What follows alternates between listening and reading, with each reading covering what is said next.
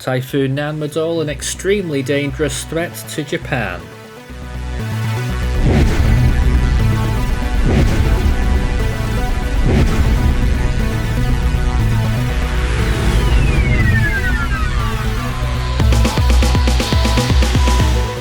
So the latest in a string of storms to affect the East Asian region continues, with Nanmadol's present a very large threat to the Japanese islands, particularly the southernmost of the main islands, Kyushu. The storm is expected to swipe the island on the south and western coasts as still a very powerful typhoon. It's a Category 4 right now, 140 miles per hour after its Category 5 peak earlier on. Pressure is still 923 millibars, moving north-northwest at 11 miles per hour. Just for the conversions there, 225 kilometers per hour, that's sustained winds with higher gusts. Right now, as of 11 p.m. Japan time, this September 17th, here it is with its very large wind field extending out up to 220 nautical miles in the northeastern quadrant.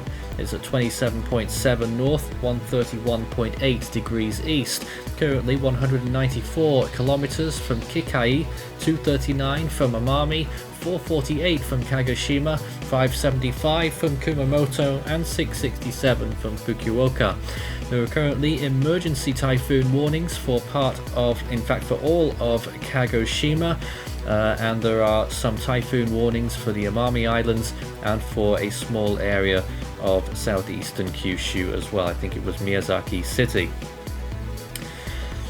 Damaging winds are the primary hazard from this storm, if that wasn't evident. Destructive winds of 130 miles per hour possible along the southern coasts of Kyushu and nearby islands, with the rest of Kyushu expecting typhoon conditions.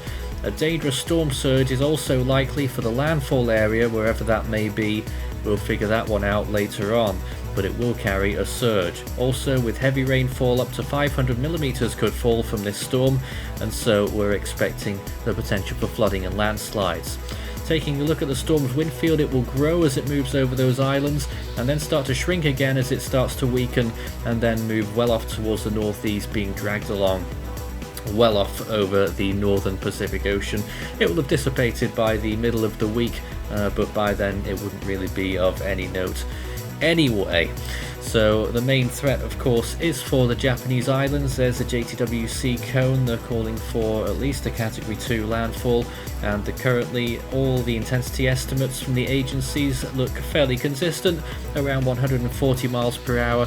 Some of the ADT methods are still a little bit higher and are starting to drop a little bit, so I think 140 miles per hour is a decent intensity to go with in terms of our estimates. There is a look at the warnings, and these contain all warnings. The purple areas are the areas of most concern, and you can see a little dark red area as well there in eastern Kyushu. So major concern for that area, and I imagine those reds will creep round to the rest of Kyushu fairly soon. So major concerns there with those extremely powerful winds and a large wind field as well, which could cause major destruction for large areas, and of course, as we've mentioned, the rainfall and storm surge. You can actually see a brief second storm forming there off the east coast of Japan in the later part of that forecast, but initially you can see Nanmadol moving through and literally moving over all of southern Honshu and then continuing off past Tokyo and off towards the northeast later on in the forecast period. That's around day 4 and 5. Here is a look at the air mass and all of the moisture inside there depicted by the yellow areas. They start to decrease later on, but certainly the potential for very large amounts of rain to be falling over the entire region, but particular concern for the mountains of Kyushu, and those are in the eastern and southeastern part of Kyushu, the areas that we're expecting the highest amounts of rainfall. And then also over Shikoku and western Honshu, certainly high amounts of rain are expected there as well, possibly reaching over 250 millimeters.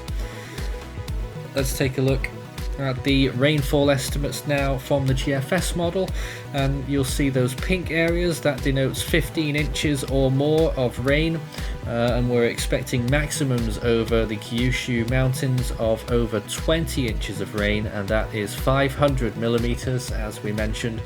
And all of those red areas, that's 10 inches, which is 250 millimeters, so 20.2 the depicted maximum there, and 14 inches over Shikoku, which is 350 millimeters.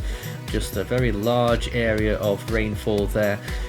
Further east over areas around Tokyo, for example, not so much rainfall there, but we're still expecting possibly 3 or 4 inches, 100 millimeters at worst.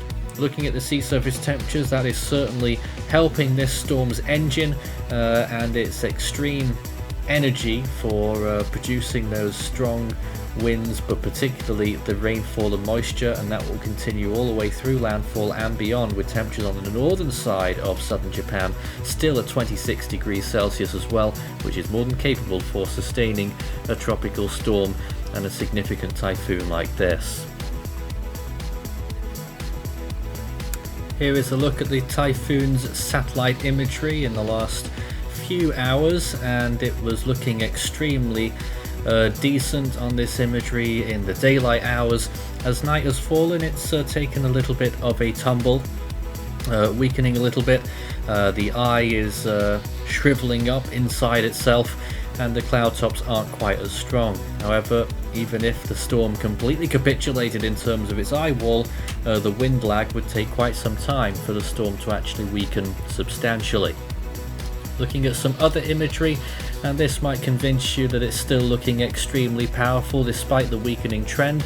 It approaches the Japanese islands. The inner bands still haven't reached those islands just yet, but later in the night that will start to occur. The eye of the storm is still well away from land, but it is creeping closer, and it will cause problems by the time it gets there tomorrow. Looking at some more imagery, this is a progression of the last few hours once again. In terms of its impacts on land right now, there's mainly a few thunderstorms occurring on the southern Amami Islands, but really not too much just yet. The western side of it looking a little bit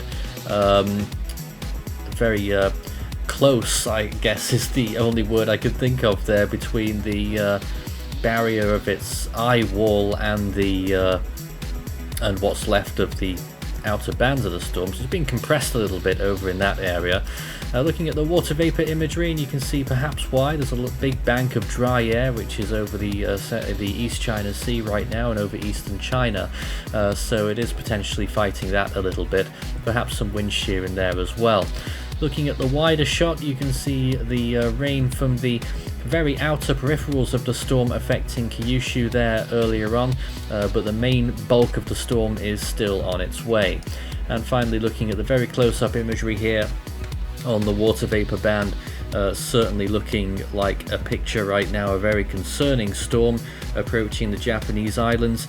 Once again, it could stall a little bit as it moves through Kyushu, and there's no real good news about this storm right now, apart from the fact that it has started to weaken, and it will continue to do so, we expect, but only gradually, and a category 4 landfall still can't be ruled out for the main island of Kyushu.